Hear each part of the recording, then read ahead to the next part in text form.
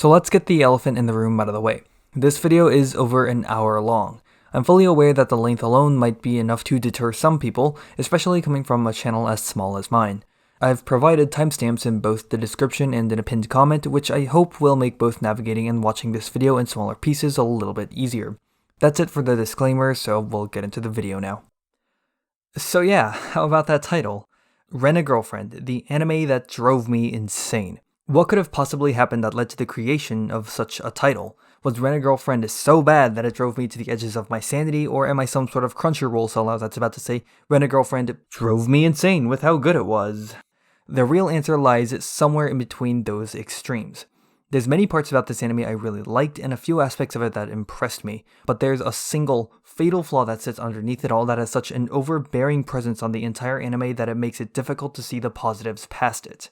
For those already familiar with Rent-A-Girlfriend, you might already be able to guess what that is, and I'll just say that you're probably half correct. Despite the clickbaity nature of the title, the ultimate goal of this video is to justify it. As a result, as we go from section to section, the tone of the video will shift from one extreme end of the opinion spectrum to the other end several times. So I would like to preface this video by saying that overall, despite its overbearing problem, I still enjoyed my time with Rent-A-Girlfriend. I feel the need to say this because when we get to some parts of this video, it definitely will not seem that way. Let's not waste any more time here and get through the spoiler warning before we get into the actual video. I will be spoiling everything contained in Season 1 of Rent-A-Girlfriend, and when I mean everything, I really do mean everything. If you're from the future, then this video won't contain spoilers for anything past Season 1. There also won't be any spoilers from the manga, because if I included the manga into this video, then I would never get it done. As a side note, the Japanese name for Rent-A-Girlfriend is Kanojo Okari shimasu, which very conveniently abbreviates to KanoKari, so that's what I'll be referring to it as from here on out. So with all of that spoiler and disclaimer stuff out of the way, the real video will begin in 3, 2, 1, 0.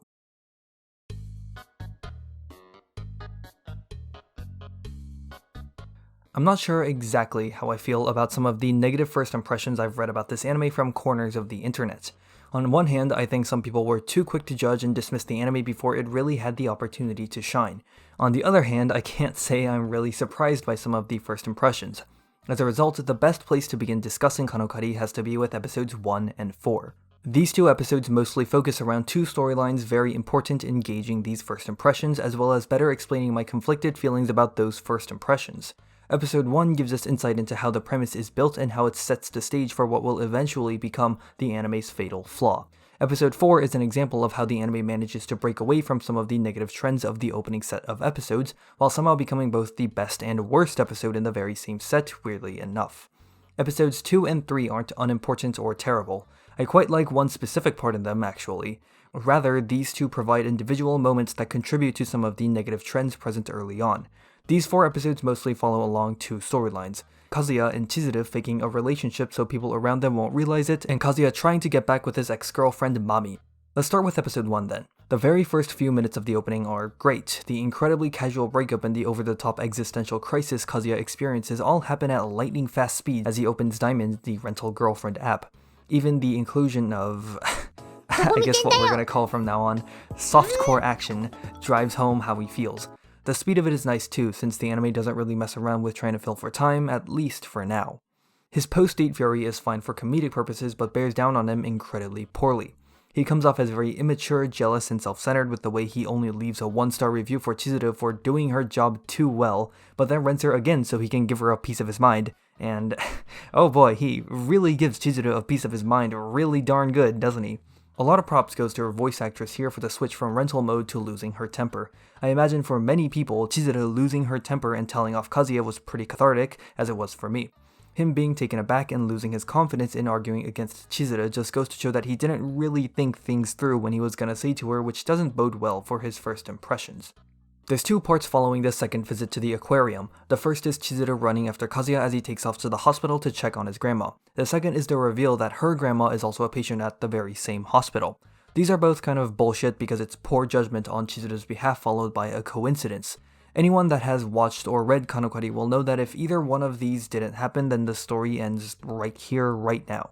If Chizuru doesn't follow him, then he doesn't have to lie to his grandma about who she is. If her grandma isn't there, then she doesn't need to also lie to keep her job a secret from her grandma. That right there is the issue of this episode. It requires poor character judgment and a coincidence combined for the premise to come together. I completely understand if anyone has a serious issue with this because I certainly did when I watched KanoKari for the first time. The story is about a web of lies that keeps getting bigger and bigger as the two have to continue faking a relationship to trick many of the people around them. But the foundation that the web is built on is really flimsy and for some people might require a complete suspension of disbelief to take that story even remotely seriously. I would have marked this down as the fatal flaw of KanoKari if it weren't for a single reason that some people may consider to be as flimsy as the foundation the story is built on. It's only episode 1. You can think of those two parts as devices not just to set up the premise but to eventually expand it as well, which allows these to be somewhat excused. Grandmas end up being a very core component to the overall story, believe it or not. But to excuse these parts in that manner, it does require watching the rest of the anime for context, so it's not something that can be done when it's viewed in isolation. Can these parts be better? Yes. Do I want them to be better? Also yes, but are they as big of a deal breaker as I've seen some people say? No, not really. Exiting the hospital, Kazuya decides to throw a one-man outdoor pity party. Once again, Chizuru calls him out on it, and once again it's some viewer catharsis thrown our way. She does console him a bit afterwards though, to what I'm sure was some people's disappointment. The final big reveal is that he and Chizuru go to the same college, but this isn't all that important here. So what did we learn from episode 1? There are two things. Number 1, Kazuya and Chizuru's dynamic is built around what begins as a small web of lies. Number 2, Kazuya is portrayed as immature, jealous, and self-centered. The second one is by far the most important takeaway. When I described him as immature, jealous, and self-centered, some of you guys may have thought something along the lines of, "But that's the point, Mooney, he's a loser, Mooney," and that's where we whip out the forbidden L word, loser. I've seen this word thrown around a lot in describing Kazuya, and I think it's a very appropriate word. He is a pretty big loser. But that itself is not the problem. The fatal flaw of KanoKari is something that stems from this. I won't say much about it now because I would like to do so very extensively in a later part of the video, but I will preface that part by saying this. The fatal flaw of KanoKari is not that it starts off with an awful impression of Kazuya, but rather that it refuses to redeem and lift him from the place they start him in. To broaden the scope a bit and look at the first 4 episodes more generally, there's a trend you will notice with some repetitive behavior out of Kazuya. Aside from the one thrown right after leaving the hospital in 1, he throws 2 more one-man pity parties within these episodes, right after he gets home in 3 and right after fighting with Kibei in 4. In several situations, he also claims that he's going to tell the truth about him and Chizuru but doesn't succeed in doing so in almost every single instance. These would be in episode 1 when Kazuya makes a half-hearted agreement with Chizuru, 2 after Grandma comes over, 2 in the elevator ride, and 3 when he promises to tell it after the trip is over. There's nothing necessarily wrong with these repeated behaviors alone, but these are symptoms of other repeated behaviors that are problematic. It's not an issue that he throws pity parties, the issue is that he keeps acting in ways that eventually lead him to throwing these parties, like lying to his grandma or pissing off Chizuru or embarrassing himself in front of Mami and then running back into Chizuru. As far as his claims of telling the truth go, I think the first few times are okay since you can give him the benefit of the doubt. Plus, he does try to say it a few times, but always manages to get interrupted by a coincidence or some super convenient timing. But after this, it gets pretty hard to take him seriously since he's said it a few times without successfully following through on it. This is why when he finally does say it in places like episode 10, even though it is of no significant consequence, at least within this season, it feels like a small breath of fresh air. So now would be a good time to begin the transition into another episode by raising a question. But what about when he tells everyone they're breaking up in episode 4? This is actually good. It builds off of a solid cliffhanger set by episode 3, and Kazuya follows through with it and isn't interrupted for once when announcing that he and Chizuru are going to break up, in air quotes. Sure, it is still a lie, but it's the best way to call it quits without completely embarrassing anyone. There's even an interesting aspect to it since Kibei gets so angry over this without knowing the full story. Kazuya's reaction to this is great too, because it further cements how he's been feeling all the time, although him calling Kibei bald is like bringing a nuclear warhead to a fucking fistfight. The flashback at the very start bolsters this scene too, since it better illustrates to the viewer exactly what the time he spent dating Mami means to him. Furthermore, both of their grandmas are said to be discharged from the hospital at this time, and Chizuru even says it. Now's the perfect time to end it. She even compliments him on finally pulling the trigger and telling people that they're no longer together. So with that, the anime played a lot of its cards out on the table. There's an air of finality with the way the anime presents the talk between Kazuya and Chizuru right after his fight with Kibei. I think when the first half of episode 4 is considered in isolation, then it's pretty good. But once you consider it in the context of what's left in the anime, specifically with the second half of 4, then things get kind of awkward. There's a tonal shift that happens going from the first half to the second half of the episode. Like I said, the first half ends on that air of finality that things are over for good, but the second half doesn't seem to quite follow in its steps, nor does it really go the other way either. Kibe tries to talk with Chizuru to get her to rethink the decision to break up, in air quotes again, with Kazuya. He does his fair share of trashing on Kazuya, but his main argument is that Kazuya is not such a bad guy after all. For me, this part of Kibe's talk begins to reverse the effects of the first half as it attempts to mend the relationship that was broken just a bit earlier. Much like the repeating trends of the first 4 episodes, this talk isn't the problem. After this talk, the anime immediately decides to go the other direction once again to continue the final countdown between Kazuya and Chizuru on the ferry. 4 things happen on the ferry. Number 1, Chizuru tells Kazuya to go after Mami with all he's got. Number 2, Kazuya says he's super duper totally not gonna talk to Chizuru and never rent her again. Number 3, Mami calls Kazuya and says she wants to talk. And number 4, Chizuru falls off the fucking boat. One of these things is not like the other, and you'd be damn right if you picked a number 4. I can see what the anime was shooting for here. The 3 other things on the ferry clearly are trying to say that Kazuya is gonna get Mami back for real this time. Chizuru's got his back, he's swearing off rental girlfriends forever, and even Mami wants to talk. He's at this all-time high of confidence, so once Chizuru falls off the boat and he follows suit, it's supposed to be that big twist of what the hell has gotten into this guy. I would argue that this twist fails for a single reason, the finality with which the first half of episode 4 ends on. The first half, most of the events on the ferry, and even bits of episode 3 all point towards a single outcome that Kazuya is going to ask Mami out again, yet this never happens and I don't understand why. With all of the commitment in trying to point the story into a single direction, all of this build-up has no payoff to it. Chizuru falling off the ferry is not the payoff, but rather the story skewing off into a completely different direction. There's a time and place for unexpected twists, and this absolutely was not it. This ending throws all of the build-up overboard. Now, let me flip the switch and play devil's advocate for the ferry fall. Chizuru falling off prompts Kazuya to jump in, and after a chain of scenes in the first half of episode 5, which includes getting briefly stranded on an island and a very intensely conflicted right-hand pole dance, he realizes that he likes Chizuru. The argument for the ferry fall would then be that it acts as a catalyst to set off this sequence which leads into that change in Kazuya. You could even add that because there was quite a bit of build-up, it requires something as dramatic as the ferry fall to shake things up. I think the same results could have been accomplished without tossing away all of the build-up if Kazuya had gone ahead and talked to Mami. It's well established that Mami's goal is not to get back with him, but rather to split him up from Chizuru, and Kazuya, being Kazuya, would be very likely to tell Mami once he gets there that he split up with Chizuru for good. Since their goal is accomplished, Mami finds a way to let him down, but probably in a way to keep him on a leash with mixed signals like she's done so far.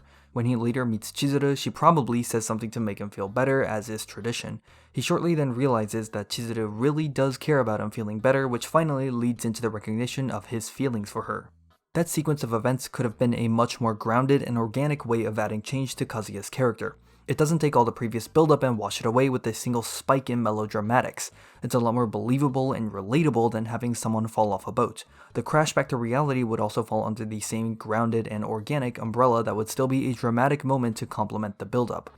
Lastly, it provides a bit of soft closure for Mami since after 4, she pretty much disappears from the anime until the very end, and the way she's written out in 5 is really unsatisfactory. So to very briefly recap all of that, it's the endings to the first and second halves of 4 that lead me to say that this is the best and worst episode from the early set of 4. And also, don't forget Chizuru falling off the ferry. I still have more to say about this later. I hope these breakdowns of episodes 1 and 4 helped set a baseline for my conflicted feelings about this anime. It's that weird intermingling between sections that are written pretty well and sections that are not so pretty, as well as the anime's willingness to jump from one of these to another without any hesitation or transition. In that weird way, you can say inconsistency is an issue that plagues KanoKari. It's even visible in storylines of the first 4 episodes. I think a lot of the scenes here involving Kazuya trying to get back with Mami are great, whereas I don't think all that highly of him and Chizuru trying to fake their relationship in these episodes, with the exception in the first half of 4. I just have a few more general thoughts before wrapping up this section of the video. As I mentioned, there are some solid parts to them here and there. The 2 that stand out to me are the drinking party at the end of 2 and basically all of the first half of 4, like I talked about. The writing tied to Mami here is really strong too, and I would say that she's the best character out of these 4 episodes, which I'm sure is enough reason for some people to pull out their pitchforks. I'll talk more about her soon and the drinking party a little while later. While the repeating trend of pity parties and the claims of telling the truth contribute a lot to Kazuya's poor impressions, I don't know if these can be cut down on. I could see an argument for the pity parties, but reducing the number of times he claims he's going to tell the truth would take some of the impact out of the first half of 4, since it's no longer as big of a deal that he's putting the truth out there. I just want to also reiterate that in hindsight, episode 1 isn't as bad as I thought it was when I watched it for the first time. The first 4 episodes find themselves setting the precedent for 2 additional trends present throughout the remainder of KanoKari: fanservice and the repeated use of coincidences. While most of the fanservice in KanoKari is concentrated in the first half through the beach and the hot spring episodes as well as the anime showing off Kazuya's generally horny tendencies, that doesn't mean it completely disappears in the second half. A lot of this fanservice is told from his perspective, which brings with it one positive and one negative. On the positive, a good chunk of the comedy is about being funny in an uncomfortable and socially awkward manner. I like to think of it as cringy in a weirdly enjoyable way. Kazuya's perspective on the fanservice leads to it supporting this kind of comedy occasionally, but not always. The negative is that, obviously, Kazuya doesn't have a lot going on for him in his character resume, so being horny a lot doesn't help him out here and can wear poorly on his character. From my perspective, fanservice isn't an issue as long as there's enough story, character development, conflict, or just anything that is standard business in an anime. KanoKari has enough going on that this isn't an issue for me, but overall I'm willing to be more lenient on it. Throughout the 12 episodes, there are repeated uses of coincidences as catalysts to kickstart a story. The ones that really stand out for me are 1 with the grandmas at the same hospital, 3 with Kazuya and Chizuru vacationing at the same beach, 8 when Kazuya sees Chizuru across the street, 11 when Mami sees Kazuya and Sumi walking by, and 1 in 12 that I won't spoil yet because I'd like to talk about it later. I don't demand stories to be so watertight and pristine as to never use coincidences and for everything to be intentional and have purpose. I think that's a nearly impossible task unless the entire point of the story is for everything to have purpose and intent. Coincidences are sometimes easier to write than trying to come up with an explanation that ultimately isn't necessary, but repeated uses of it can very much wear thin on a story, and it certainly did for KanoKari. And that's it for the first 4 episodes, although we'll get back to some parts later. After these episodes, there's a pretty significant shift in quality of the story. Most of it is a positive shift with the introduction of a certain character. To understand how some of these positive shifts come together, we need to take a more detailed look at some of the characters. I'm sure this is the part that some people were waiting for the entire video. It's time to decide who is best girl.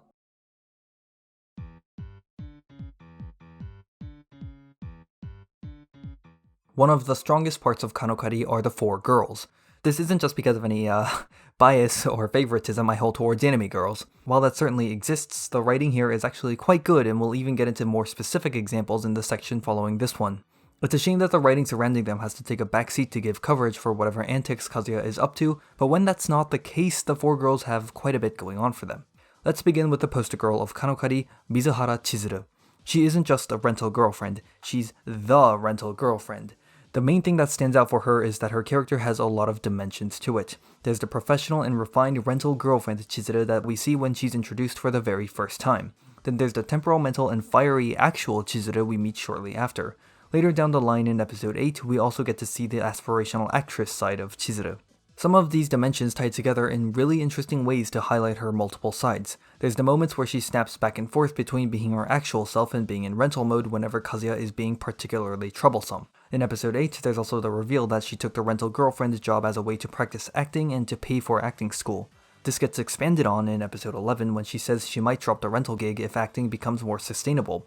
I like the last one a lot because the interaction between her acting and rental sides give both an extra layer of depth, and episode 11 also builds on that facet of her character. We've talked about Kazuya trying to tell the truth quite a bit, so let's now talk about Chizuru trying to tell the truth. Similar to many of Kazuya's claims, she fails to follow through with it. I'm a lot more positive about her failed attempt than any of Kazuya's. First of all, it's her one and only attempt at it. Secondly, it fails not because of a coincidence or just a lack of trying, but rather because Chizuru can't bring herself to say it because she doesn't want to risk breaking Kazuya's grandma's heart. I think it's also a good example to show that despite the occasionally fiery attitude she displays, she's never selfishly centered around those fiery moments. Well, almost never. Her relationship with Kazuya is obviously the main focal point of the anime, and there's one scene in particular that I thought was really good in this respect, and it comes in the first third or so in episode 6. Kazuya, after some self-deprecation, says that when he's with Chizuru, he feels like he can change and grow and would like to continue renting Chizuru as a result. In response, she says that while he can keep renting, their priority has to be to end this lie as soon as possible without hurting their grandmother's feelings, and the best way to do so would be to find him a real girlfriend. I like this a lot because it directly puts out that the two have different reasons for wanting to continue their charade, but it's a one-way mirror situation where Kazuya definitely knows both of their reasons, while Chizuru only really knows her own. She gets, at best, half of the reason as to why Kazuya wants to keep renting her. Overall, with just season 1, I'd say she's the character that shows the most depth with her various dimensions and the way she interacts with some of the main conflicts in the anime. In terms of design and personality, Chizuru is very, and a couple more varies, easily my candidate for best girl in KanoKari. But, in terms of writing, there's not a doubt in my mind when I say this, but Sarashina Ruka is by far the best character in the entire anime, and nobody else even comes close.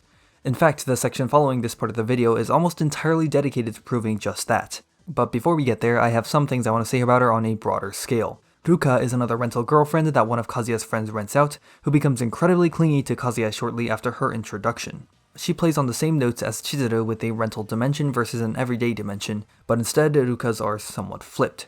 Her rental mode, or at least in the one episode or so of it that we do see, is pretty calm and nowhere near as friendly as Chizuru's rental mode. On the other hand, she is far more energetic and emotional in her everyday mode compared to Chizuru, who is more subdued with occasionally temperamental moments. Ruka's character stands out thanks to the fact that she begins firing on all cylinders. Not long after her introduction, she confronts Chizuru about whether or not she's a rental girlfriend, which kicks off a chain of events that happen through the rest of episode 6 and carries into a bit of episode 7. I love that scene in particular because of the way it causes Chizuru and Kazuya to drastically change their behavior for the rest of the episode in different ways. Chizuru's goal is to try and convince Ruka that she is really dating Kazuya, while Kazuya's goal is to ensure that she won't tell the truth to Kuri. The way Ruka plays it out for herself is also pretty great, since she's clearly not sold on the act, and at the very end it even goes to show that she's one step ahead of Kazuya. This again adds more facets to how she interacts with Kazuya and Chizuru, something we'll discuss more in that upcoming section. Something that can't be understated is that Ruka acts as a breath of fresh air the anime desperately needed at this point. For the first 5.5 episodes, KanoKari sticks to a pretty static pool of characters. Most of these episodes are about Kazuya, Chizuru, and Mami, and then we have a handful of side characters such as the grandmas, Kibe, Kuri, and their other unnamed college friends. Most of the story within these episodes is about Kazuya, Chizuru, and Mami, with a little bit of grandma thrown in there from time to time to spice things up. When the focus of a story remains this limited for this long, things begin to feel stale. Ruka's introduction, and especially how aggressive her presence becomes in episodes 6 and 7, brings that extra spark the anime has been needing for a little while. She also feels like that breath of fresh air because she's the only character that could have filled that role. Ruka's straightforward and direct tendencies are quite different compared to the characters we've seen beforehand, and it turns out to be one of her strongest characteristics. I wish Ruka could have been brought in a little earlier, but the chronology of episodes is a tricky subject for KanoKari, something we'll talk about a little when we get to Mami. To continue on about Ruka, she fits into Chizuru and Kazuya's dynamic in a very refreshing way. Ruka acts as a roadblock and an answer to Kazuya. On one hand, Kazuya wants to be with Chizuru and Ruka does not like that. In exchange for her silence, Ruka wants him to date her on a trial basis. These both serve as her being a roadblock to his ultimate goal. On the other hand, Chizuru's end goal for Kazuya is for him to get a real girlfriend. Once Kazuya and Ruka begin their trial dating, that's about as close as it gets within the season, and that serves as making her the answer to his problem. Another side to this roadblock versus answer situation is that Kazuya acknowledges and reacts to both sides of the situation throughout the episodes. Episodes 7 and 9 are almost exclusively dedicated to her, and they just happen to be the best episodes of the entire season. That'll be the main focus in that one upcoming section I keep bringing up. We'll discuss more about her backstory when we get there as well, but for now I just want to say that I think the presentation is fantastic and it stands as my single favorite scene in the entire anime. One last minor note is that I think the amount of brazen confidence Kuri gets in the way he treats her after having been told and shown he's not the world's most desirable man is hilarious in a really cringy way. Mami is Kazuya's ex-girlfriend. She's the one who broke up with him at the very start, which kicked him down the rabbit hole of rental hell. Mami is a very despicable character, but still a really good character nonetheless. I've seen a lot of shit be thrown her way, and while I can see why, I do think it's a rather unfair assessment of her. She's despicable not because of any poor writing or poor treatment on the enemy's behalf. If that was the case, then she'd just be a bad character. Mami is despicable because of her actions. The number one contributor to this is her incredibly manipulative behavior that happens not because she wants to get back with Kazuya, but just because she doesn't want him to be with Chizuru. Furthermore, the anime makes it a point to have Mami amplify this behavior as the anime progresses. At first, she talks some smack about how horny Kazuya gets near the end of episode 2. Since this is the first instance of this kind of behavior from her, you can technically chalk it up to her not reading the situation correctly. But once the behavior begins to repeat throughout episodes 3 and 4 and much later on peaking at 12, it becomes easier to see her for who she really is. I think her peaking at 12 comes at the strongest not only because of her escalating approach to the situation, but because it's also the first time she ever loses her cool at a major character. Her two-faced nature really emphasizes this because once her shitty behavior comes to light, even her sweet acts turn into a facade to mask her selfishness. Then there's another layer that gets written on top in episode 11. The details are pretty vague, but it highlights her motivation in a neat way and ensures that there's more to what she does outside of petty jealousy. As a side note, I also like the private tweeting thing she does. It's another way to add to some of her despicable actions in a unique way that doesn't take up a lot of time. Technically speaking, the major fault to Mami's character is that despite the significant role she plays in the first 4 episodes, Mami just completely disappears after them until the last 2. It's weird when you think about it because it's not really Mami disappearing, but rather the anime replacing her with Ruka. Once the intermission arc of the hot spring passes, Ruka shows up with just as much frequency as Mami, if not even more. Mami and Ruka serve a similar purpose of being an active roadblock between Kazuya and Chizuru. Mami serves as an emotional one, whereas Ruka serves as a more physical one. One possible solution to this could be to simply mix up the order of episodes to switch between the ones featuring Mami and Ruka. This would result in a handful of chronological headaches because seasons are a relevant factor in KanoKari. Summer means beach episodes while winter means Christmas and New Year's episodes, and these can't really have their orders shuffled around without dramatically changing the writing. In the end, this isn't a crippling issue or anything, but it's one worth a little bit of thought. You can't have an anime critique without an awful, clickbaity hot take to be clipped and taken out of context, so here's mine. Sumi is the worst of the 4 girls. However, this is not because of anything she does or the way she is written. Sumi simply gets nowhere near the amount of screen time the other 3 girls get. She's mainly featured in 1 episode, whereas every other girl gets at least 2 or 3. This is pretty much the only reason as to why I would rank her at the bottom, and to some people this reason will matter very little, and honestly I can completely understand why. After all, who am I to judge somebody's waifu? It's just unfortunate that she appears very late into the anime. I think that what we see out of her in just 1 episode is pretty good and promising for future appearances. While the character traits she portrays are nothing super noteworthy, it does help that the anime goes out of its way to really push these traits of the typical shy girl to the extreme. This would be things like her near complete inability to talk, very uncomfortable mannerisms, and the basically permanent blush on her face. The degree to which these traits are pushed makes her introduction more interesting and helps her stand out as a more unique character. We'll cut things short here because, if you'll forgive the repetition, I do have more things to say about episode 11 specifically later. Now that we've talked about the girls in enough detail, I'd like to bring up the various storylines that exist within KanoKari. A lot of what happens in the anime story can mostly be divided into one of 4 groups. The first group would consist of Chizuru, Kazuya, and Mami. The second group would consist of Chizuru, Kazuya, and Ruka. The third group would consist of Kazuya, Sumi, and just a little bit of Chizuru. The fourth and final group would be a miscellaneous category that involves Chizuru, Kazuya, and then any side character temporarily featured for a short while. These would be episodes like 1, 8, and 10. Each of these storylines are completely divorced from one another for the most part in that there is very little crossover or interaction between the storylines. I think this is the reason why once the Mami arc is over, it feels like she just completely disappears from the story. Of course, storylines should remain independent from one another because you don't want one arc to be completely defined by its relations to another. However, when juggling multiple at once, like in the case of KanoKari, only having one storyline progress at a time can lead to pretty slow pacing. Any of the manga readers watching this video right now might be shaking their heads because I could very well be completely wrong, but yeah, those are the impressions I got of the pacing out of what's been animated so far. This issue could have been resolved to a small degree if each of the storylines weren't so crowded together. Mami's storyline is a lot of 2 through 4, the first half of 5, and most of 12.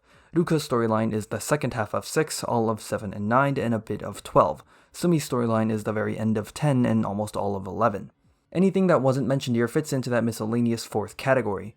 Like I talked about a bit, episodes in KanoKari are pretty difficult to shuffle around, so I don't really have a good suggestion to fix this. I think the isolated storylines are fine for just 1 season's worth of episodes, but I wouldn't be surprised if slow pacing becomes an issue in the future.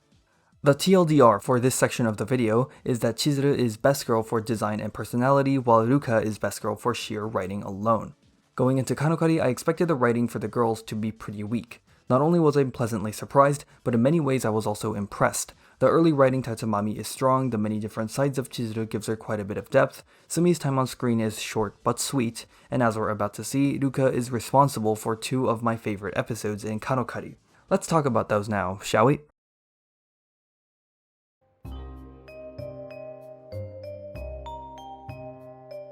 Episode 7 begins as both a continuation and expansion of the events in 6, and it does something the anime has been needing for a while.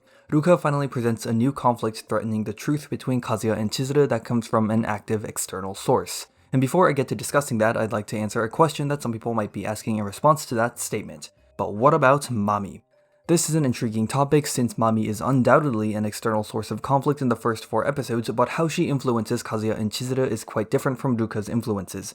Mami is all about manipulating the things Kazuya says and does, and we see those effects pretty clearly whenever she's present. She's doing things in order to try and get him to split from Chizuru on his own accord by sending mixed signals and leading him on. However, I think Mami's lack of major interaction with Chizuru in the early episodes makes her feel more like a background influence than someone that is more directly involved. To make it a little easier to understand, think of Mami as trying to pull Kazuya away from Chizuru, but he still has to be the one to let go. Ruka is very forward and direct with her approach and influence. The second half of 6 begins the trend of this with how she confronts Chizuru and especially how she catches Kazuya red-handed at the end of 7. 7 takes this another step further. We'll get to the specific examples, but it should be said that this very direct approach is one of the best additions to the anime. It forces Chizuru and Kazuya to change how they think and act around Ruka because of what she knows and who she knows. She is effectively a loose cannon that they need to manage. This leads to some really compelling scenes in not just episode 7, but also episode 9. To also make this one a little easier to understand it, think of Ruka as trying to actively wedge herself between Kazuya and Chizuru to split them apart. This is why I described her as the active external source of conflict. The first example would be when Ruka raids the campus in search of Kazuya. There are 2 things from here. The first is when she hides under the lectern with Kazuya, and the second is when she thanks Kuri for renting her. The hiding bit is important because it establishes that she has a tendency to check her pulse. It's a weird behavior that is completely unexplained at this point. Furthermore, we still don't know why she's invaded the campus. While you can make some good guesses, her motivation is still mostly shrouded, and the pulse checking adds an extra bit of intrigue to said motivation without doing anything too crazy or over the top. The absolute annihilation of Kuri's entire existence is another thing that adds to the question of her motivation. But more importantly, it expands the scale of this question. While it's never stated outright, it would be a very safe assumption to say that a rental girlfriend contract would have something along the lines of, don't go around thanking your customers in front of other people. Chizuru says something close to it to Kazuya in episode 2 about how rental girlfriends aren't allowed to interact with customers outside of dates. Given that Ruka is willing to break that rule, it should imply that whatever she's here for is important enough to endanger getting busted for it. She also destroys Kuri with very little hesitation so as to get rid of him as quickly as possible, which once again speaks to the magnitude of her reasoning. Once Ruka reveals the truth, there's a pretty sizable shift in her character as a lot of new facets surface. She's shown to be really clingy and incredibly competitive with Chizuru. It's not really these 2 behaviors that come together to make Ruka the compelling character I view her to be, but rather the combination of those with the other things we've already learned about her. From just the first half of 7 and a bit from the latter half of 6, the anime has shown us a lot of things about Ruka. She's a very straightforward person. She has a weird obsession with her pulse. She becomes really clingy and really competitive with Chizuru. So from not even just 1 episode's worth of runtime out of 7, we've already seen all of these different facets to Ruka's character that makes her so much more realized compared to every other character we've seen to this point. The best part about this is that none of these facets are just one and done deals. Everything we learn about Ruka in 7 not only remains consistently relevant in the remainder of the time we see her, but is then further built upon to genuinely grow her character. In a way, you can think of episode 7 as establishing the foundation for her character, and episode 9 as building upon said foundation. Chizuru eventually gets to the same point as Ruka in character development once her acting aspirations melds together with the rest of her dimensions in 8 and 11. Sumi doesn't get enough screen time to really build on anything. Mami mostly remains the same character in the early episodes, and we only learn new things about her near the end when there's very little time to build upon it. Ruka stands out to me above all of these other characters because of how much is shown about her compared to the relatively small amount of time she's had in the spotlight so far. A little bit ago, I mentioned that Ruka is a bit of a loose cannon in the eyes of Kazuya and Chizuru. We see the beginnings of this when they get the 5 minutes away from Ruka.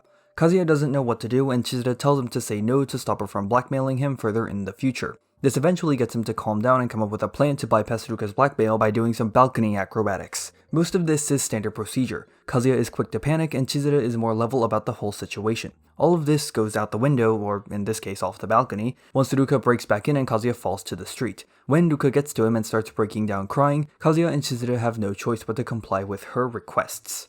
Ruka's actions here are forcing Kazuya and Chizuru to change their behavior, something they haven't had to do until this point. While yes, they do act differently around different people in order to maintain the outward appearance of a loving couple, it's always done for the same reason, to deceive the people around them. There's no deception that can happen here. Ruka knows the truth and forced them into an undesirable situation by blackmailing them, and I love everything about it. Similar to how Ruka's appearance alone made for a breath of fresh air by being a new character in an otherwise static cast, her active involvement changing the way Kazuya and Chizuru have to act around her makes episode 7 stand out even further. To be more specific, most of the interaction featured in the anime so far has been between Kazuya and Chizuru. While Kazuya's grandma has popped in to say hi every now and then, it's largely been the same two-way street that we've been watching. Ruka takes that two-pointed interaction and turns it into a three-pointed one, a triangular dynamic. This might immediately raise the same question that we asked a bit ago, but what about Mami? It's more like Kazuya and Chizuru and then Mami sitting right behind Kazuya and messing with him. Like I said, she just hasn't interacted with Chizuru all that much so far to really say that they have any sort of a dynamic. Mami ends up playing that indirect influence on the main relationship that mostly just affects Kazuya. Kazuya, Chizuru, and Ruka can very much be defined as a triangle because all three of these characters are constantly interacting with one another. Kazuya and Chizuru are trying to figure out a way to stop Ruka from telling the truth. Ruka is throwing herself at Kazuya while he's forced into a tricky position because of both of their ties to Kuri. Ruka's constantly trying to push out Chizuru while Chizuru doesn't want Ruka trying to risk her job. It's that active interaction that gives this episode all of these moving parts, and it's absolutely fantastic. The ending credits of 7 stands as not just my favorite part of the entire episode, but my favorite part of the entire anime. One of my favorite things in writing, if done well, is when something happens late into the story and doesn't retcon, but reframes past events to completely change the perception of those events. Animes like Goblin Slayer and Megalobox did this to a smaller degree, focusing on just one or two characters. I love the way it was done in SSSS Gridman with how it completely inverts the entire story leading up to that point. The ending credits of 7 does this on a fantastic level despite the small scale of its reframing. A lot of Ruka's behaviors now completely make sense. She's fixated on her pulse because of a medical condition. She becomes a rental girlfriend in order to find someone that can raise her pulse. After many people have failed to do so, she eventually encounters Kazuya, who is the first ever person to raise it. This justifies her clingy and competitive behavior, and even as to why she breaks down in tears near the end. As over-exaggerated and melodramatic as it sounds, Kazuya is literally the person she's been looking for her entire life. Of course she would cling to him, of course she would be competitive with anyone he might even be remotely interested in, and of course she would be heartbroken when Kazuya does everything he can to get away from her. Right before the credits, when Ruka is having her breakdown, she says something along the lines of how she knows that this kind of behavior will get her on Kazuya's bad side. Yet despite this self-awareness out of Ruka, she still did all of that because of how important raising her pulse is to her. I want to briefly talk about the concept of love at first sight. I hate this concept for the most part. I think love at first sight can very much devalue the process of building a relationship between two characters by essentially skipping that part entirely. Even when it's only a one-sided deal, I still don't like it because it makes those emotions feel pretty shallow. While Ruka isn't love at first sight by its exact definition, it's very close. However, I don't hate it in this case, or at least I don't anymore. The ending gave me more than enough to justify Ruka's sudden feelings, and it's once again a part of that reframing process that I talked about. Do take everything I say about love at first sight with a grain of salt though, since I've only seen like 3 romantic comedies in my entire life. Also, the music here is so fucking good, like holy shit, it's so good. These ending credits are what lead into 7's greatest overall strength, that being the trick of using multiple perspectives wonderfully. I talked about this a little when discussing the triangular relationship between Kazuya, Chizuru, and Ruka. Each character's limited perspective not only adds to those moving parts in this episode, but it stretches into the future. The most important one to discuss is our perspective as the viewer. We know everything from Kazuya's feelings to Ruka's medical condition, and this is what enables the reframing trick I love so much. Ruka's medical condition is especially notable here because while we know about it, no other character outside of Ruka does. So to Kazuya and Chizuru, Ruka's motivations are a complete question mark outside of the fact that she likes Kazuya. So this difference in what we know versus what the characters know allows the story to be reframed for us but not for them. It changes our perspective of the entire dynamic while the characters maintain mostly the same perspective, and I like that a lot.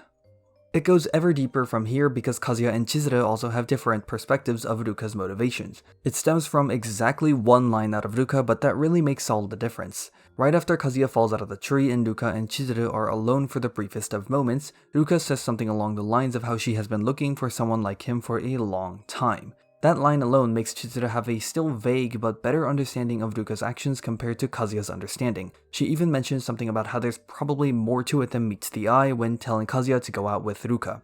In an incredible act of overanalyzing the most mundane and meaningless of details, there's these two girls that walk by and call Kazuya an asshole when he makes Ruka cry. As insignificant as this is, I think this is another example of limited perspectives. Of course he seems like an asshole to them because they have no context and it just looks like he made Ruka cry for no good reason. We know that there's more to it than just that. The more and more I picked apart 7 for the purposes of this video, the more and more I was blown away by it. It's put together so well with its limited perspectives, the multiple moving pieces of character interactions, the reframing of events through the wonderful ending credit sequence, and a conflict that enables us to see new aspects of each character involved. Episode 7 is by far the best in the entire anime. I think the only real contender for this title has to be Episode 9. 9's introduction sequence is good. It gives us some more insight into what dating Ruka has been like for Kazuya. The most we've had of this so far is just a little bit alluded to at the start of Episode 8. He's overjoyed by the phone case Chizuru gifted him in the prior episode, only to be mildly disappointed when he finds out other clients also got gifts from her. I'm not really sure why, but I like that small bit a lot. I think it has to do with how quick he goes from up to down and the believability of his reactions here.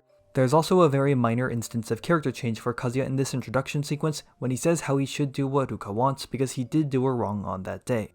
As passing of a mention as it is, it does somewhat indicate that he feels a degree of responsibility for keeping Ruka happy even though his heart's not really into it. And when he begins spacing out while with Ruka just after she caught him with Chizuru, I think this is good enough motivation for her to spring into action. Of course, maybe blindfolding and kidnapping someone to a love hotel might be just the slightest bit of overreacting. The Love Hotel is the first of 3 parts throughout episode 9 that are all individually great and sets the precedent for the remainder of the episode about something I mentioned a bit ago. 9 builds upon the foundations laid down by 7. The first returning point to be built upon would be Ruka's direct and straightforward approach. While kidnapping Kazuya is already a lot more aggressive than anything she did in 7, it only gets amplified as the episode progresses, believe it or not. Also, love hotels are kind of a weird setting, aren't they? There's a certain implication, let's say, that comes with this kind of setting, and the conversation between Ruka and Kazuya absolutely turns into that direction. But that part of the scene isn't very important compared to something that comes just a tiny bit before it. So Kazuya tells the full story to Ruka here as per her demands, and in the process he brings up a very good point. Ruka wants him to introduce her to his grandma because she is his girlfriend as per the terms and conditions she set. But he refuses because his grandma really likes Chizuru and he also doesn't want to be seen as someone hopping around from one girl to another. The only misunderstanding here is that Ruka believes Kazuya's grandma likes Chizuru because Chizuru will become the next bearer of the honorable Kinoshita name as you would, which Ruka thinks she can do instead. Both sides have good arguments here, and I think this is a great addition to the main conflict of the anime, that being the whole grandma situation. In all of the previous episodes, there was some exploration of this conflict, such as in 2, 5, and 6.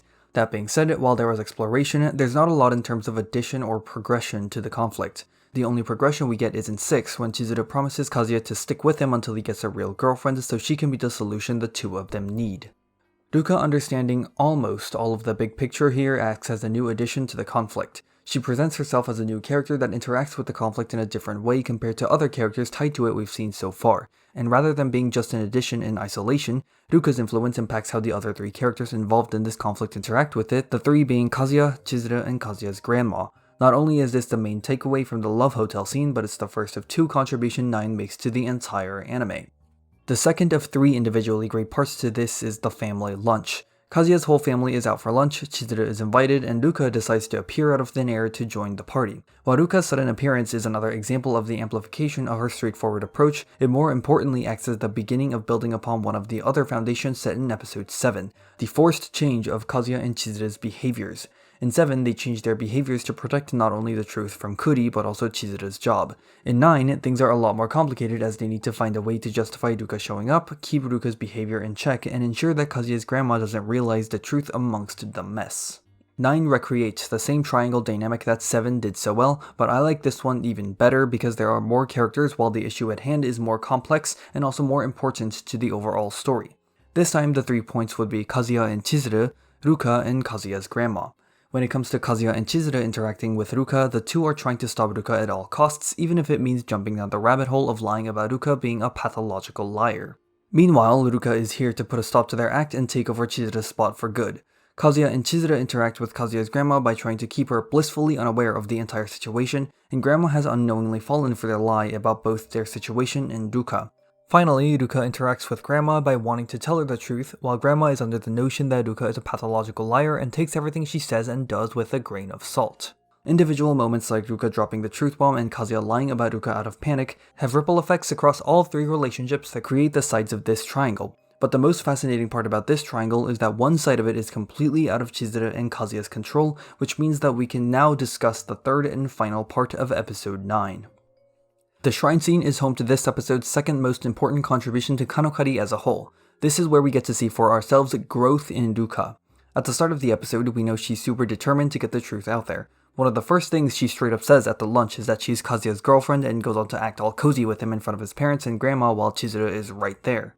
Ruka finally gets some alone time with Grandma so she can be direct about the truth, only for Grandma to start gushing about Chizuru. After realizing how much Grandma likes Chizuru, Ruka chooses to abstain from telling the truth. It's a shocking bit of maturity from a character that hasn't shown much of it so far, and it's not so much the mature part but rather that Ruka's behavior here goes completely against everything we've seen out of her to this point. But after Chizuru rescues Grandma and Kazuya talks to Ruka again, it's made abundantly clear that she isn't giving up and even returns to some of her clingy and competitive behavior in the last few lines and the very last shot. I like this example of character growth a lot for a handful of reasons. The first reason is that while Ruka shows a change in behavior to accommodate for her growth, it's a natural change that isn't forced upon her by the anime through an extraordinary circumstance or coincidence like maybe, I don't know, a boat-related accident. But the second and most important reason would be that afterwards, she still talks and acts like the Ruka we've known all this time. Despite this return to normalcy, we see the change in her mentality present in future episodes. She promised Kazuya that this would be a battle of endurance, so she makes her first move by getting a part-time job at the karaoke place he works at. In 12, Ruka says she knows forcing herself onto him won't work if she wants him to genuinely like her. So this change in behavior doesn't cause Ruka to act in a way that is completely foreign to how she has been so far, and a return to normalcy by the end indicates that her moment of maturity isn't a change in her character, but rather an addition.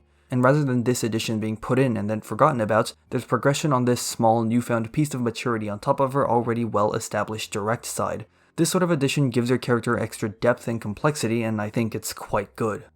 7 and 9 stand as strong arguments in support of Ruka being the best character in Season 1. Even outside of Ruka, both of them have moving components consisting of great overlapping character interactions and multiple perspectives.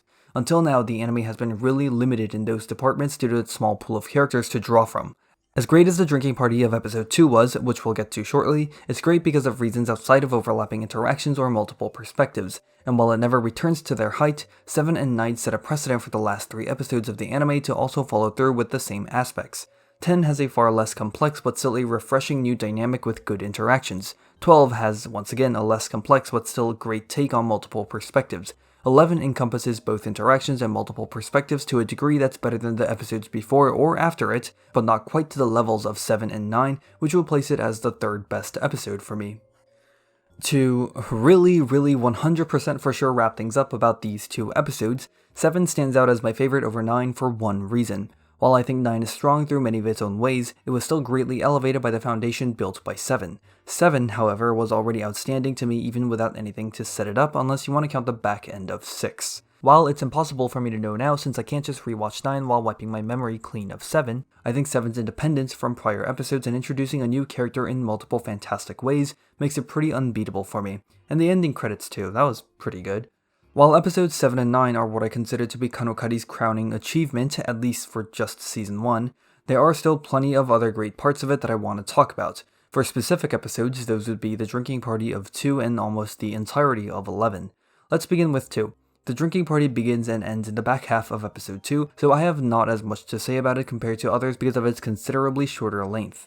In all honesty, I didn't really think much about this scene when I watched the anime for the very first time. However, in hindsight, I grew to appreciate the scene more and more. This party ends up being the only real interaction between Chizuru and Mami for almost the entire anime except for the very end. Yes, there's a bit in episode 4, but that is mostly inconsequential outside of maybe it pisses off Mami, but I'd argue that's a result of seeing Chizuru rather than any interaction between the two. Anyways, this interaction is interesting in a couple of ways to begin with. Namely, Mami doesn't know who Chizuru really is, which is what causes Kazuya to act the way he does in that scene. And even though Chizuru stands up for him, he still chooses to side with Mami. I think it's a good take on how Kazuya views both Chizuru and Mami at this time, and you can see how his view changes over time. Episode 2 also ends on a pretty decent cliffhanger. Sure, it does get dissolved in like the first 30 seconds of the next episode, but the early bits of 3 are worth the trade-off. His inner monologue in front of the vending machine is good in that it's self-reflection made without the demand of someone else's responses. It's the unspoken demand his pity parties have that I really don't like about them and makes them feel insincere. Meanwhile, the monologue is Kazuya just telling the truth to himself without sugarcoating or dramatizing it. The one he throws right after this in front of Chizuru doesn't have that kind of weight to it, and maybe it feels that way to me because of this self-reflection that preceded it. The drinking party is also the first and a great example of the shitty behavior Mami portrays with a smile on her face. All in all, the drinking party is not a particularly significant scene, but it does do a lot of little things I liked about it that combine together really well. Episode 11 is the Sumi episode. I already went over some of the things I liked about this when talking about Sumi in general. But the thing I want to talk about in greater detail is when Mami sees Kazuya and Sumi walking by as she walks out of a store. The first half of episode 11 is heavily focused on Sumi's shy tendencies and the admittedly very slow but still steady improvements that are happening. Mami re-enters the scene after having been gone for so long, and now her goal of picking apart his romantic interests are back again. Mami asking who Sumi is causes Sumi to get real close to him to indicate that she's his girlfriend. This is enough to prompt Mami to look up Sumi's name later and find her rental girlfriend profile. This is another one of those perspective tricks you're probably a little sick of hearing by now. Both Mami and Sumi don't have the full context on Kazuya's relationship with either, and he himself is not a smooth enough talker to diffuse the situation on both fronts. Earlier on in the video, one thing I talked about was how the various storylines present within KanoKari don't really cross over with one another. To quickly summarize that a bit, a lot of KanoKari's different storylines can be divided into groupings of characters. I'll just throw these groupings up on the screen again real quick for a reminder. Each of these storylines and their respective bunches of characters are, for the most part, self-contained and don't cross over or influence each other in any way. Episode 11 is one of the two exceptions. Sumi and Mami both change their behaviors as a reaction to seeing the other person, and their storylines are impacted by these changes. Mami becomes curious about Sumi's identity, which leads her to discover Kazuya's ties to rental girlfriends. When Mami asks who Sumi is, Sumi decides to become more bold and possibly the worst time she could have picked, but this does instill some confidence in her as we see reflected in her later on. I do think an argument could be made that even if Sumi didn't cling on to Kazuya after Mami begins talking, just the mere sight of him being with another girl that isn't Chizuru would be enough to get Mami curious. But even with that, the end result would be that Sumi's storyline still impacts Mami's because of this spike in curiosity. The second exception was back in episode 9 when Ruka's sudden appearance causes their storyline to interact with one about Kazuya and Chizuru trying to deceive Kazuya's grandma, and both storylines are impacted by the presence of the other. I'll say it then, and I'll say it again here. I really like that. I think 9 and 11 serve as evidence that crossing storylines together can make for episodes that are both entertaining and provide multiple points of story progression. I'm strongly hoping there's more of these kinds of episodes in Season 2. This next point is something I also already talked about a bit earlier, but I think it's worth a second mention. Chizuru talks about how she might quit her job as a rental girlfriend if acting becomes more sustainable for her. Again, this adds that extra layer to her character, which is great, but there's one more thing to it. Chizuru saying she might quit adds an implied deadline to Kazuya, which would inevitably force him into taking action, since like he says that she has no obligation to help him out after she quits. This concept is explored a little in the final episode, but that will, unfortunately, get its own discussion later. The episode also provides a little extra insight into why Mami does what she does at the very end. To close things out for this section, I just have a handful of miscellaneous things I also liked about KanoKari that didn't really fit anywhere else in the video. I generally didn't give much thought about episode 10 during any of my viewings of KanoKari, but goddamn, Kuri is so fucking awkward that it borders on being a talent. He's portrayed particularly well in that episode. From the visible awkwardness in the way he's moving and speaking to his inner thoughts going absolutely nuts is all great stuff. I also like the bit of exploration they do with Kazuya and Kuri's friendship here. We can use that exploration as a very seamless transition into discussing positives about Kazuya, I know, right? Him going out of his way to set Kuri up on a date with Chizuru because he feels responsible for Kuri feeling down in the dumps is a good creative way to have Kazuya tell the truth to someone. It also makes the story a bit more compelling by giving Kuri that vital piece of information. Arguably, Kazuya seems like he feels a little too responsible for it, but it doesn't hurt the episode in any way. There are other little insignificant scenes here and there that add more to him than they were ever intended to. Examples of this include the start of 8 when he is completely exhausted by all the attention Ruka needs, a little later in the same episode when he experiences a crisis over the idea of Chizuru having a real boyfriend, and in 9 when he's over the moon because of the present he got from Chizuru. It's actually little things like these that don't make me completely hate his character. These tiny moments add little bits of believability and relatability to his character that make him not a fully AI-generated harem protagonist. I think it's a shame that these things get quickly overshadowed by the bigger issues surrounding him. We talked about Kuri and Kazuya, so naturally Kibe comes next. Kibe legit says some of the dumbest shit with some unwarranted confidence that it's great. It's also hilarious to me that Kibe is really good friends with Kazuya's grandma of all people, and that has actual ripple effects on the way Kazuya behaves. I don't have much of an eye for animation, but I think KanoKari looks really good. The only nitpick I have with the animation is that the blushing effect looks a little overdone from time to time, but that's about it. If that's consistent with the art in the manga, then that's completely fine. The only bit of weirdness I noticed was that in episode 10, you can see Chizuru's knees in this shot, but in the next shot, she's wearing leggings while in the same position. Why I noticed this is not an important question. In general, the voice acting is great as well. Again, this isn't something I really have an ear for, but I just want to say that I've recently become a newly converted fan of Chizuru's voice actress. Lastly, and very importantly, the music in KanoKari was outstanding and is easily one of my favorite aspects about the entire anime. Centimeter has to be one of my new favorite anime openings, probably since something like Full Metal Alchemist Brotherhood or Diamond is Unbreakable. It fits perfectly into the wheelhouse of the kind of music I enjoy. And if Centimeter is one of my new favorite openings, First Drop has to be one of my new favorite songs, period. I would probably go as far as to say that it's my favorite song of 2020. The general ending and the episode 12 ending took a few listens, and while I do quite like both of them, they're not on the same Centimeter or First Drop tier for me. So this section and the previous one pretty much encompasses everything I liked about KanoKari. This is something I only noticed as I wrote this section of the script, but almost all of the positives I discussed are very specific examples such as certain episodes or scenes. I had very little to say for positives in terms of broader subjects, namely the overall story. I think the overall story is fine. It's a creative concept that is somewhat explored, with more people learning about the truth between Kazuya and Chizuru as the episodes go by. However, the individual examples such as episodes 7, 9, and 11 shine far brighter than anything pertaining to the main plot between Kazuya and Chizuru. The anime is at its strongest when it's providing exploration into individual characters like Ruka and Mami, and the central plot ends up taking the backseat compared to these explorations. And with that said, I think now's about the time we begin looking at that central plot itself. So we're here. We're finally here. We're going to start discussing the fatal flaw of KanoKari.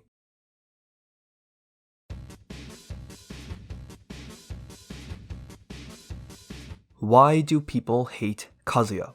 I did my fair share of research before making this video, and by research I just mean reading reviews of KanoKari on the internet. In a lot of these reviews, there's a consistently recurring set of complaints about him and how he is literally the worst. I've quickly compiled a rough list of some themes that are repeated with that set of complaints. These generally include: he's too horny, he's too insecure, self-deprecation, no character growth, episode 1 baby rage, lol, simp and or virgin and or incel, and of course, can't forget the super original phrase of trash MC. With that said, I pretty much agree with every single one of these points, but I don't dislike Kazuya as much as many of the negative reviews do. More accurately, I don't directly dislike him as much.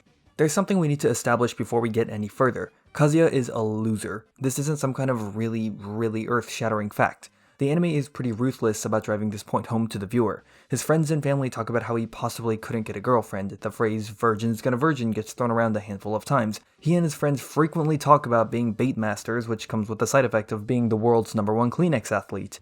But with all of this incriminating evidence stacked against the loser case, the anime tries to change and grow Kazuya's character. But please remember what I said near the start of the video. Kazuya starts with a terrible impression, and the anime does little to change this.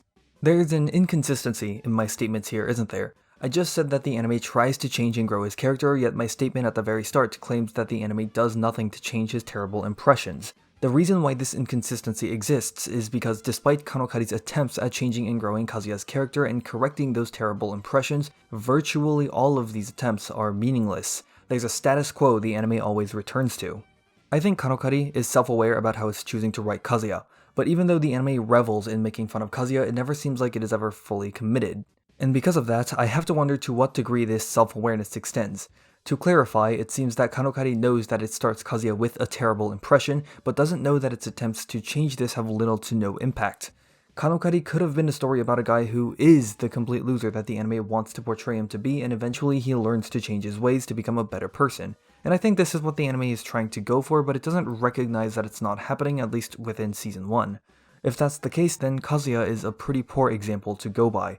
If that kind of story really is the goal, then the main thing required from the anime is change or growth from his behalf. but the anime does pretty much everything in its power to make sure this is never fully realized, or rather in some cases to simply pretend that the change or growth is realized. I'm going to say change or growth quite a number of times as we go on, so I should at the very least define what it means in the context of this video so we have a more specific definition to work off of. In the context of this video, we are talking about a permanent alteration to a character's emotions, motivations, or behaviors that causes them to progress towards or detract away from their main goal. The key word is permanent. Temporary alterations, as their name states, do not last, so unless it's a very significant one or it acts as a prelude to a permanent alteration, those are difficult to use when it comes to gauging any lasting changes or growth to a character. The two examples of permanent alterations in Season 1 of KanoKari would be in Episode 5, when Kazuya realizes his feelings, and at the very end of Episode 7, when he begins his trial relationship with Ruka. While I've been emphasizing the importance of permanence, I should say that all change or growth doesn't have to be anything extravagant, it just has to be some semblance of it to show progression or regression in a character. There's one scene in particular that's worth looking at really quickly, and it's one I mentioned when talking about Chizuru earlier. This would be the start of Episode 6.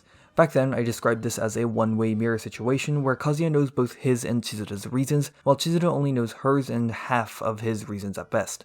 This gives us something really interesting in the context of Kazuya's character. I think we can very safely assume that his end goal would be to have Chizuru go from his rental to real girlfriend.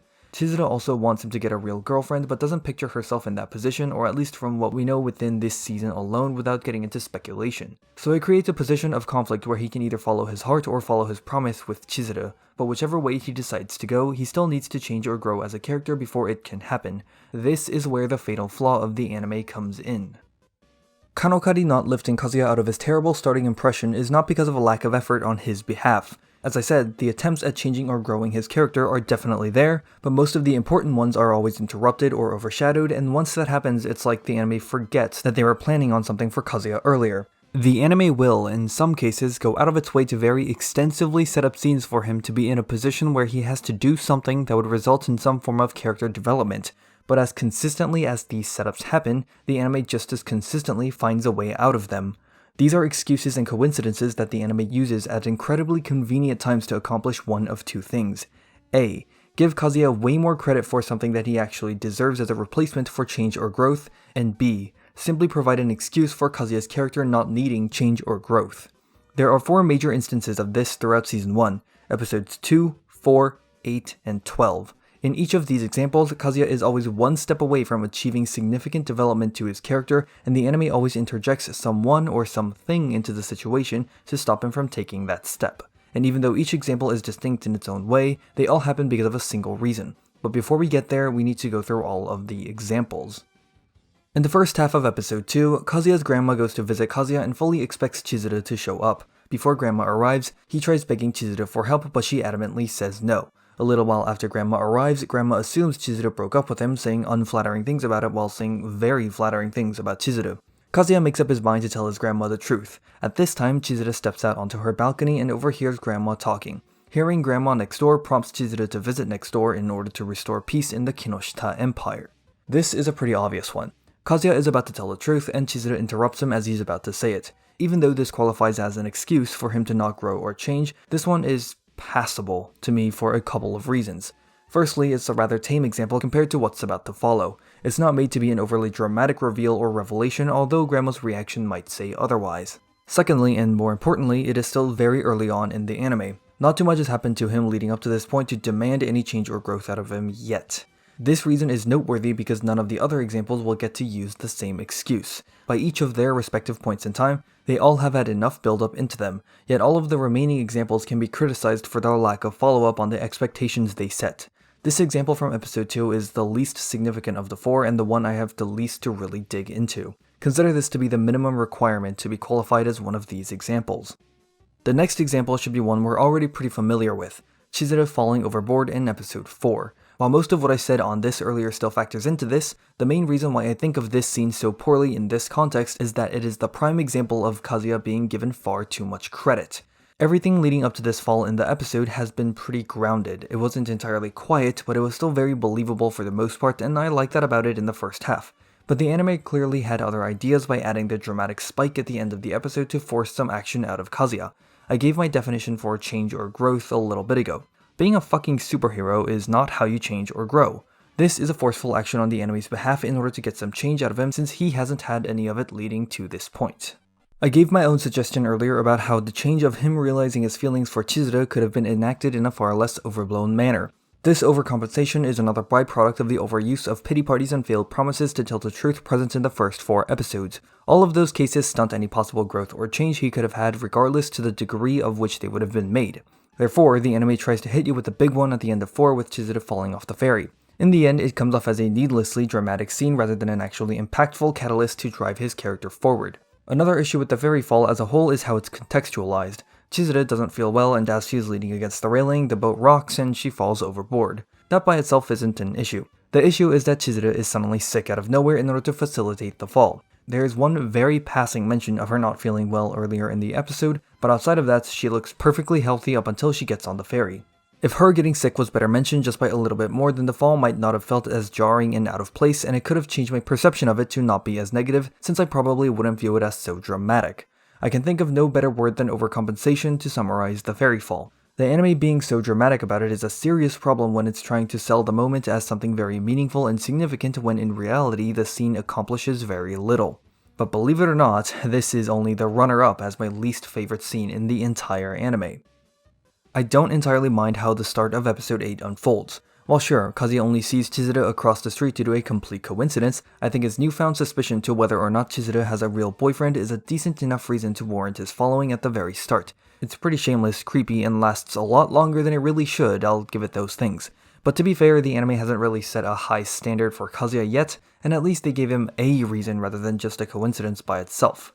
Furthermore, the anime does provide other smaller details like how he hasn't seen Chizuru in a little while and that she has already been booked on Christmas Eve, which could raise the question as to what she's been up to between episodes. I don't know why I feel such a need to defend this, but I guess this is the hill I'm dying on today and it's what we're gonna go with. Something else I also liked was that he goes through an existential crisis when he considers the possibility of Schrodinger's boyfriend. I could say something about how it shows a new side to his insecurity we haven't seen before, but really I just think it's kind of funny to watch. Kazuya becomes self-aware about his own behavior shortly after he begins following. There's even the lady passing by and calling him out for it. While the self-awareness is good for some reflection on his part, it's a bit of a shame that he quickly gets possessed by the legion of Chizuru simps. There's a second moment of self-awareness that happens shortly after this, and that's where the core problem of episode 8 begins to rise to the surface. A character demonstrating self-awareness about their own negative behavior is a great way to provide depth and change to a character. It allows them to explore their motivations from a fresh perspective and gives them an opportunity to change themselves should they feel the need to do so. In both instances of self-awareness in episode 8, Kazuya succeeds in the first part of that statement while failing in the second part of it. The first instance of it amounts to nothing, but I'm willing to give it a pass. It's still early in the episode and I can write it off as being a basis for a joke with the Legion. The second instance happens just a little over halfway after Kazuya has been on one hell of an emotional rollercoaster of stalking Chizuru all day. Umi, the supposed boyfriend, walks into the bathroom and begins a phone call. I say this next statement with no exaggeration whatsoever. This phone call is, without a doubt in my mind, by far the single worst scene in the entire anime and nothing even remotely comes close to it. I hated the fairy fall, but this is far, far worse. First things first, in what is the biggest crime committed by this scene, Kazuya has no context. So to him, it sounds like Umi is trying to rope Chizuru into some shady business without her knowledge or consent. As a result, this prompts Kazuya to continue following Chizuru. Before this phone call happens, he's feeling pretty shitty about what he's been doing all day. By this point, he's convinced himself that Chizuru has a real boyfriend. So if we are to foster some change or growth out of this moment, Kazuya would take the opportunity to stop following and go back home. While it is sad, consider a few possibilities that could have come out of this. Maybe that's where this particular story ends. He and Chizuru return to their relationship with Kazuya now believing she has a boyfriend. Maybe things go a little further from here as Kazuya tries to slowly stop clinging to Chizuru and give Ruka a real chance instead of treating her like a client as he says. If things were to become even more sad, KanoKari could still reveal that Umi isn't Chizuru's boyfriend at the end, but Kazuya wouldn't know because he went home early. If you want to be fancy, you could call that dramatic irony. So while all of those could have happened, Umi's phone call erases any chance of them coming true. Kazuya's lack of context in this situation gives him just enough of a reason to be fired up and get his stocking shoes back on. He's gotta be the hero to save his damsel in non-existent distress by this scummy scumbag, and he's backed up by the support and bloody war cries of his imaginary internet legion. By this point, some of you guys may have noticed a similarity between this episode and episode 4. Both of them have a moment for Kazuya to develop his character drastically that is put to a hard stop by a pretty ridiculous event. Episode 4 was building up to him asking Mami again until Chizuru fell off the ferry. In both cases, he decides he needs to be the hero to save Chizuru. It's these heroics that make episode 8 worse for me than episode 4. Despite all the shit I gave episode 4, it can still be said that while the heroics are unnecessary, the episode still ends with something happening. Kazuya jumping overboard does result in him saving Chizuru. This leads to that chain of events which ends up with him realizing his feelings for her. Episode 8 doesn't have this kind of result to its build-up. We went through an entire episode with Kazuya portraying what is pretty awful behavior with him reflecting upon himself, followed by a sudden dramatic twist that raises the stakes of the episode as he is trying to save his beloved Chizuru. The end result is that he learns that Umi isn't actually Chizuru's boyfriend, and now he looks kinda stupid, and that's it.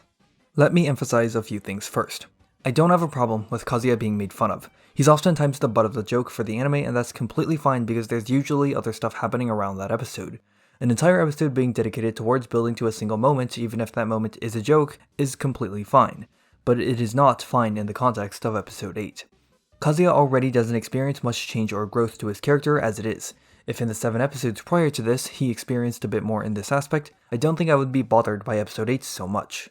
This episode had the opportunity to make a significant change to his character. Instead of cutting the storyline earlier to give Kazuya an opportunity to develop, the anime decides to play it out for longer just so it could make fun of him again by the end. It didn't miss or waste the opportunity, but it rather simply threw it away, and I think that's what I find so irritating about this episode. It simply ran through so much time and potential for the sake of a single joke that hurts the anime far more than it benefits it. Despite Kazuya displaying unacceptable behavior and stalking someone all day, there's no repercussions for it. In fact, he gets awarded for his efforts with a brand new phone case. Imagine that when Chizuru found out about what Kazuya's been doing all day, she gets really fucking mad and rips into him super hard, destroying every ounce of his feelings. Aside from another moment of viewer catharsis, this could have been a very solid catalyst to prompt some change out of him. He could be heartbroken but realizes he needs to be less clingy to Chizuru, or maybe he finds it in himself to put together a genuine apology to her that isn't just another pity party. But no, he instead gets positively reinforced for his awful behavior. It's just a terrible cherry on top of a very disappointing Christmas cake. Putting aside all of the issues I had with episode 8, there's 2 parts to it I liked a lot. The first is the end reveal that Chizuru is aspiring to become an actress. I already talked about this earlier about how much I liked all the dimensions to Chizuru, and I just wanted to bring it up again. You could say that episode 8 was building up to this reveal and not just to make fun of Kazuya, but I would say that there are more tactful ways to do it. This could have very easily been mentioned during one of the nighttime balcony talks between the two. The second part is in the very first moments of the episode. As short as those moments are, it does a surprisingly good job at 2 things. Briefly highlighting what dating Ruka has been like for Kazuya, and establishing a moody tone for the episode which unfortunately doesn't get followed through on. It's kind of like a really condensed version of episode 9's opening. But because episode 8 builds on 2 aspects of KanoKari I greatly enjoyed, the writing surrounding Chizuru and Ruka, it makes everything between those 2 ends of the episodes even more disappointing for me. Episode 12 is our 4th and final example, and I think the start of this episode is the best of the whole season. Clearly, the things Chizuru has said about maybe quitting her job has impacted Kazuya in a way that prompts him to take action and change something about his character. Compared to the handful of other dates with Ruka we've seen him go on, his mentality here is definitely different. We even get to see Ruka take on a different approach to their relationship after the events of episode 9. It took us 11 episodes to get here, but it's finally about to happen. He's gonna take the incentive and finally seal the deal, getting himself a real girlfriend once and for all. But right as he's about to say those magic words, through the window on the door, Chizuru and Mami just so happen to pass by. I still maintain that episode 8 is my least favorite episode and what I consider to be the lowest point of the anime due to the extent that it is willing to set up Kazuya for a joke. I genuinely dislike the bathroom phone call and still think of it as the worst. However, while that one scene in episode 12 is not the worst, it is the single most frustrating scene in the entire anime. I feel like I don't have to say too much on this one, do I? Kazuya is desperately lacking change or growth to his character, that's his main problem. From the start to finish of season 1, he is functionally the same character with the one major exception that he grows to like Chizuru by the end. KanoKari is quite literally on the doorstep of making a significant change to him. It could impact his relationships with both Chizuru and Ruka and even have ripple effects on other characters like Mami, his grandma, Kibe, and Kuri. We could even get thrown into a situation where he's trying to be better to Ruka and taking their relationship more seriously while working on slowly getting over his feelings for Chizuru. Kazuya looks like he's ready to make this change. Fucking hell, I'm ready for this change. But it seems like the anime is not ready for this change to happen just yet. I think this scene perfectly exemplifies one of the things I said near the start of this section, that the anime always finds some way out of its own setups. Even though that single scene was so disappointing for me with how easily it dropped the biggest opportunity to develop Kazuya's character, That's not to say what happens after this scene is bad, because it's not. The rest of episode 12 is pretty solid as a matter of fact. We get to see and learn more about why Mami does what she does, and she even unveils a bit of her other side to Chizuru on the bridge. There's a little more to Chizuru as we see with how much she actually cares for Kazuya's well-being. The ending is very intentionally vague and open-ended to make continuing the anime easy, but that's not really a problem. Even after Kazuya gets interrupted, Ruka is concerned but chooses not to really dig deep on what he was going to ask her, so the trial dating returns to its status quo. So instead of throwing out all of the build-up to that moment like previous examples have, KanoKari simply returns to it as if nothing ever happened. So that scene alone didn't ruin the episode or the ending for me, but I wish it did. I wish that scene ruined those things so I could have a legitimate reason to hate on it besides frustration. Frustration that the anime, until the very end, does not follow through with its setups. The fairy fall of episode 4 and Umi's reveal at the end of episode 8 ruined and devalued the build-ups leading to those scenes for the sake of a twist. Episode 12 has the opportunity to make the greatest change in the anime to Kazuya's character, and it doesn't, all while not fully ruining or devaluing everything that came before or after it. I hate repeating this word over and over, but I hope it's now understandable as to why I don't consider this scene to be the worst, but I do consider it to be so frustrating.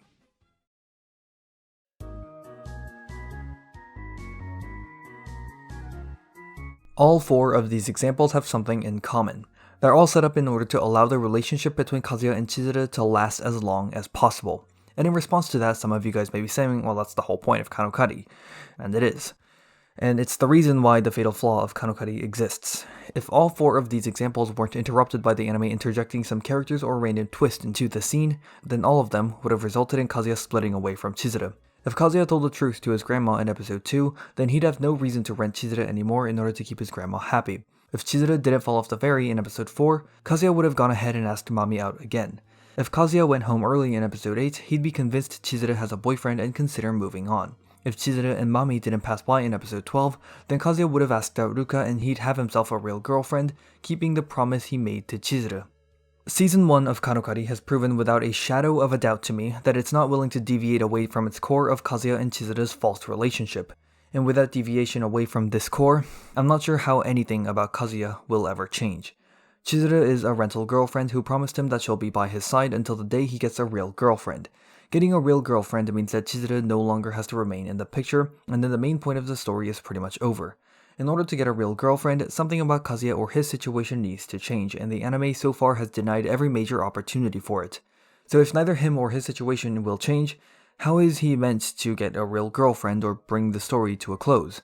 If the ultimate end goal is for him to get together with Chizuru in a real relationship, that's a plot that can just be dragged out for as long as it needs to go because Chizuru's promise to him gives him a reason to continuously rent Chizuru without changing anything about himself. But there's a catch to all of this. One day before the final episode of Season 1 aired, it was announced that Season 2 of KanoKari was greenlit for production. In a way, the existence of a Season 2 for this anime invalidates a lot of the criticisms I made in this video. That's not saying I'm rescinding any of my criticisms or saying that they don't matter, but all of these criticisms are ones that can be fixed if you give them enough time.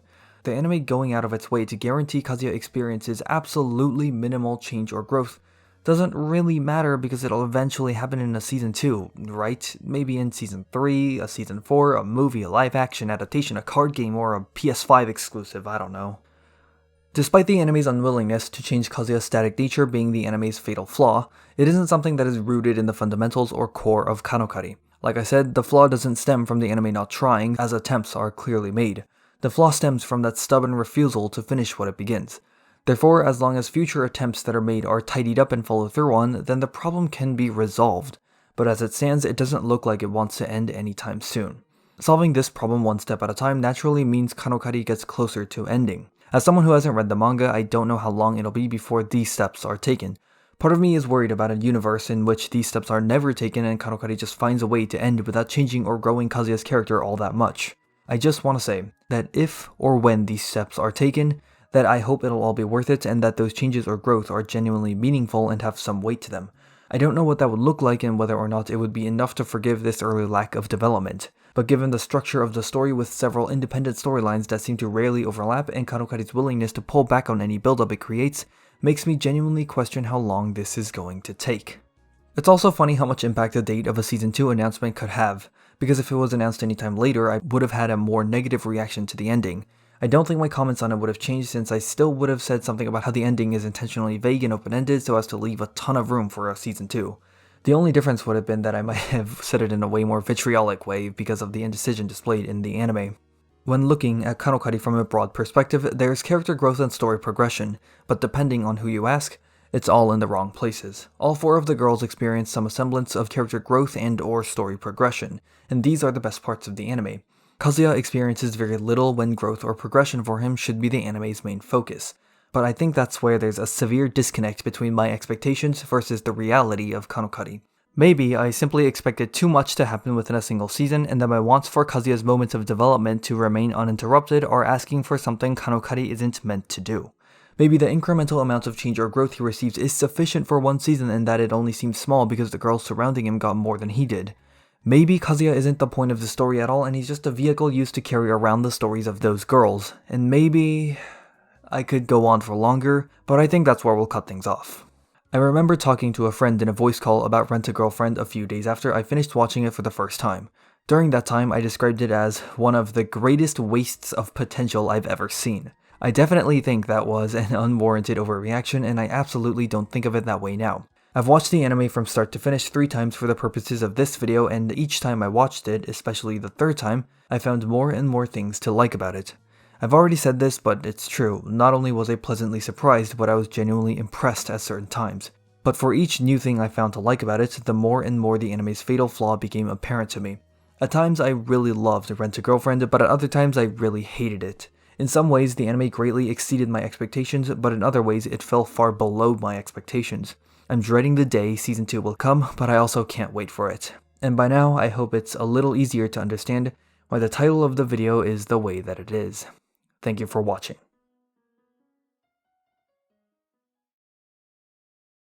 Okay, God, okay.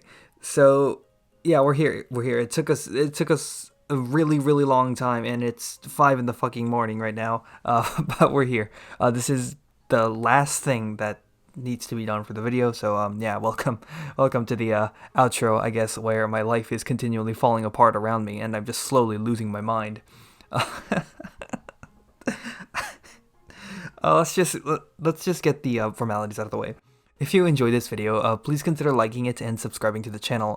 Every single like and every single subscription means a lot to a channel as small as mine. I have a few videos that are about as long as this one, and a handful more that are a good bit shorter. With this outro, I just want to cover a few behind-the-scenes stuff as to why this video took way longer than it should have to come out, as well as some future content that will be coming up on the channel over the course of the next few months, I guess. One last note about KanoKari I have is that I think the anime is hilarious, and the presentation of its comedy helps really sell those bits. And God, I love parts of this anime, but holy shit, does it really grind my gears. let's put it that way. Yeah, let's put it that way. Overall, I'm pretty happy with the final product and how it came together. The process of making the video, however, was a complete nightmare. The script took far longer to write than it should have due to a combination of this being an organizational catastrophe, if you couldn't tell, and procrastination and burnout. And God, holy crap, the technical issues were basically everywhere. It's like my computer didn't want me to make this video. And I know audio volume and quality are inconsistent.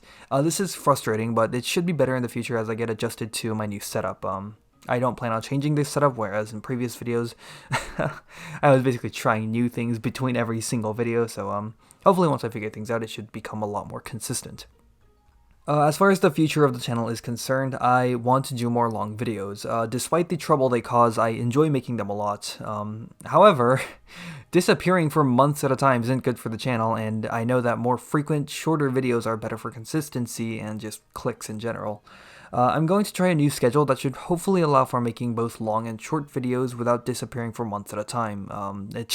It will require me to stick to a more rigorous schedule, which is not what I had all this time making the videos, but we'll see if I can do it. I'm sure I can do it, like, why not, right? The next video will probably be God of High School. I'm definitely aiming to make it a short one. I would also like to do Jujutsu Kaisen and The Promised Neverland soon, but I'm not exactly sure when. There's a lot of stuff in the upcoming spring season that I want to cover, which makes things a little tricky, but I'm sure I'll be able to figure something out. And yeah, I think that's about it. Yeah, I don't have anything else to say. So, if you've been here from the very start all the way to this very end, like, holy shit, you have a lot of patience. But once again, a sincere thank you for anyone that stuck to this point. I really appreciate you taking the time to watch this video. And yeah, that's gonna be everything for me. So yeah, take it easy.